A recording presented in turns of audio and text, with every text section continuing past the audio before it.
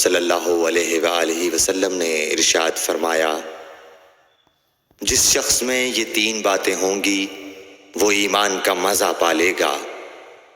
ایک یہ کہ وہ شخص جسے اللہ اور اس کا رسول ان کے ماں سوا سے زیادہ عزیز ہوں، اور دوسرے یہ کہ جو کسی بندے سے محض اللہ ہی کے لیے محبت کرے، اور تیسری بات یہ کہ جسے اللہ نے کفر سے نجات دی ہو پھر دوبارہ کفر اختیار کرنے کو وہ ایسا برا سمجھے جیسا آگ میں گر جانے کو برا جانتا ہے۔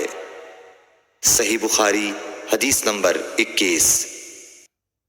حضرت محمد مصطفیٰ صلی اللہ علیہ وآلہ وسلم نے فرمایا، جب جنتی جنت میں اور دوزخی دوزخ میں داخل ہو جائیں گے، اللہ پاک فرمائے گا جس کے دل میں رائی کے دانے کے برابر بھی ایمان ہو اس کو بھی دوزخ سے نکال لو۔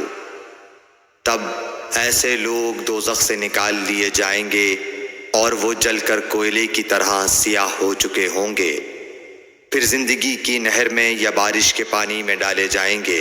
اس وقت وہ دانے کی طرح اگائیں گے جس طرح ندی کے کنارے دانے اگاتے ہیں۔